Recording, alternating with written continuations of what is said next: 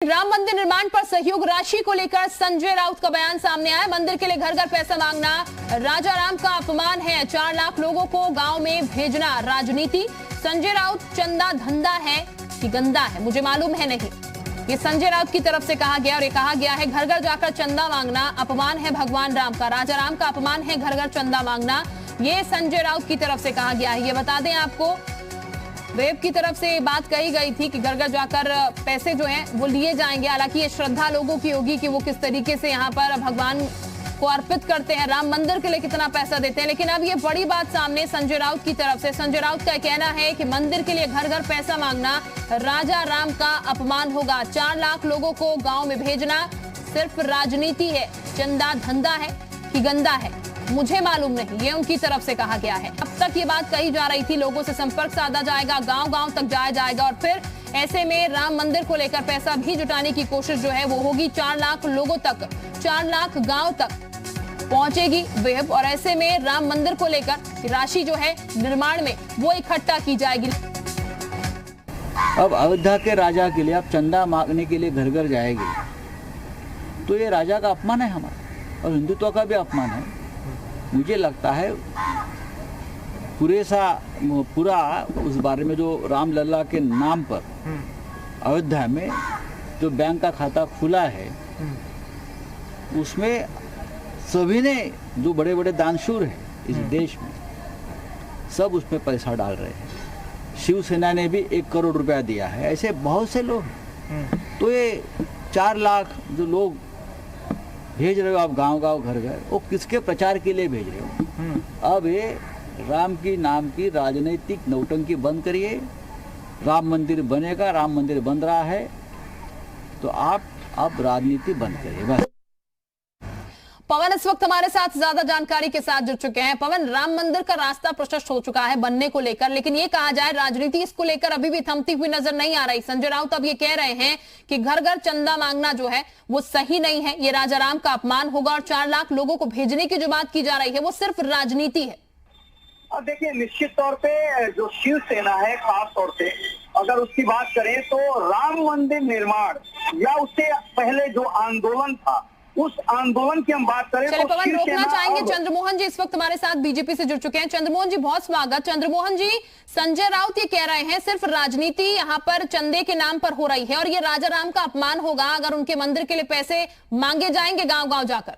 देखिए, ऐसा लगता है कि शिवसेना पूरी तरीके से कांग्रेस के साथ जाकर मानसिक रूप से भ्रष्ट हो गई है। उसको पता नहीं है भगवान राम के चरित्र के बारे में पता नहीं।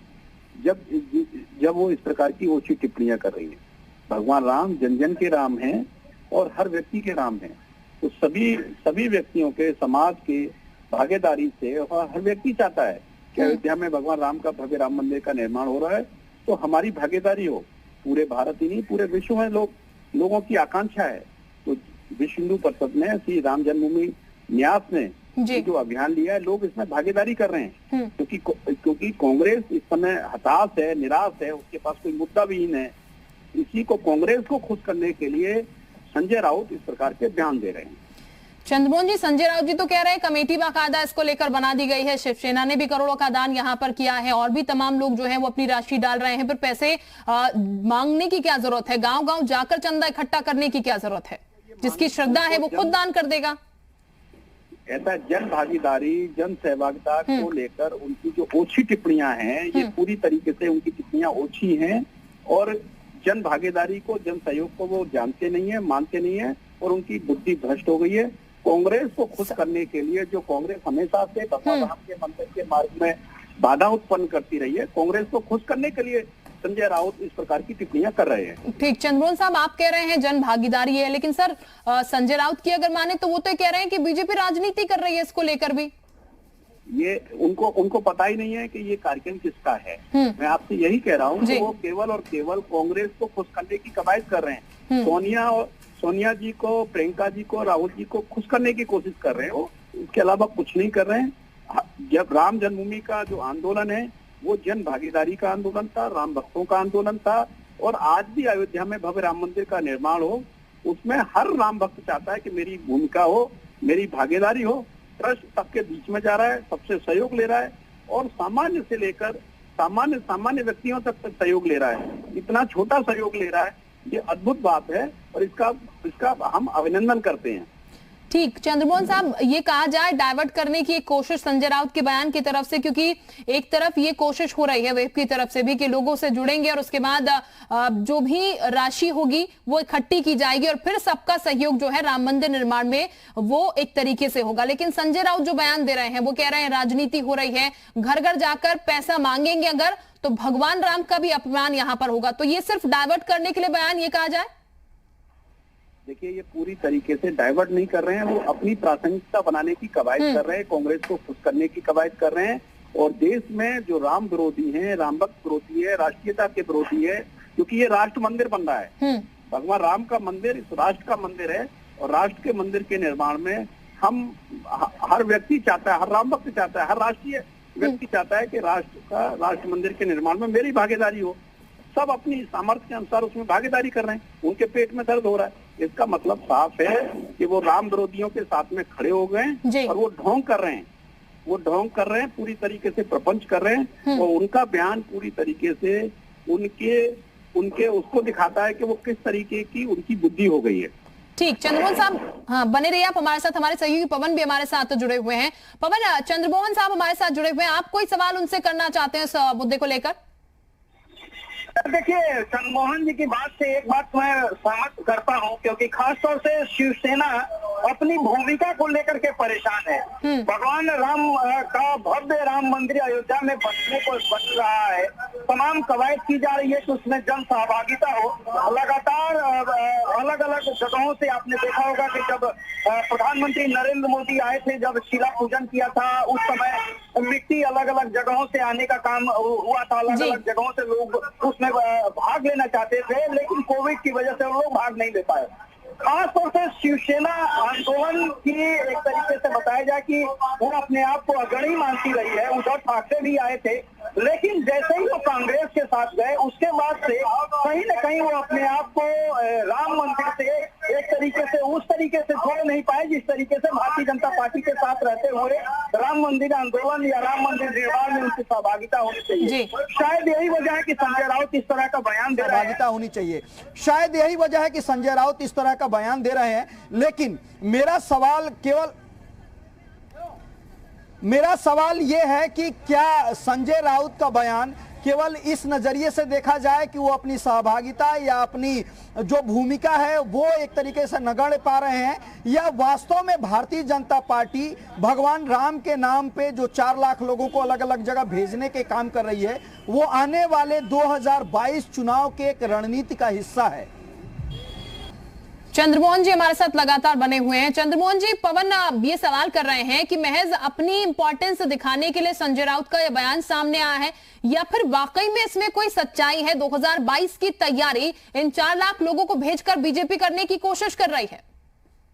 देखिए, पवन सेंगर जी उत्तर प्रदेश के वरिष्ठ पत्रकार हैं, बहुत बारीकी से सारी चीजों को देखते हैं। राम जन्मभूमि के आंदोलन को भी पिछले काफी लंबे समय से देख रहे हैं। जो उन्होंने कहा कि ये पूरी तरीके से शिवसेना हताश है, निराश है, क्योंकि आज योगी आदित्यनाथ जी के नेतृत्व में विकास और राष्ट्रवाद की जो नेतृत्व खड़ा हुआ है, माननीय मोदी जी ने जो शिलान्यास किया है, तो शिवसेना हताश है, निराश है। मैंने कहा ना कि वो केवल कांग्रेसियों को खुश करने के लिए इस तरह की, और जो अराष्ट्रीय लोग हैं जिनकी भगवान राम में आस्था नहीं है, उन लोगों को खुश करने की कवायद कर रहे हैं, इसके अलावा कुछ नहीं है। भारतीय जनता पार्टी के तो बहुत सारे कार्यक्रम है जो भारतीय जनता पार्टी अपने बूथ पर कार्यक्रम करती है, तो हम लगातार कार्यक्रम अपने कर रहे हैं। और बूथ पर जाने वाली एकमात्र पार्टी है माननीय स्वतंत्र देव सिंह जी के नेतृत्व में उत्तर प्रदेश में भाजपा हर बूथ पर जा रही है, लगातार जा रही है। और हमारी पूरी तरीके से सारे अभियान, हमारे 6 कार्यक्रम है जो हमेशा बूथ पर करते हैं। तो हमें फक्र है कि हम राम भक्त हैं, लेकिन ये पूरी तरीके से गैर राजनीतिक कार्यक्रम है, गैर राजनीतिक आंदोलन है, और राम जन्मभूमि तीर्थ न्यास के नेतृत्व में पूरा कार्यक्रम हो रहा है, और वो माननीय सर्वोच्च न्यायालय के निर्देश पर है।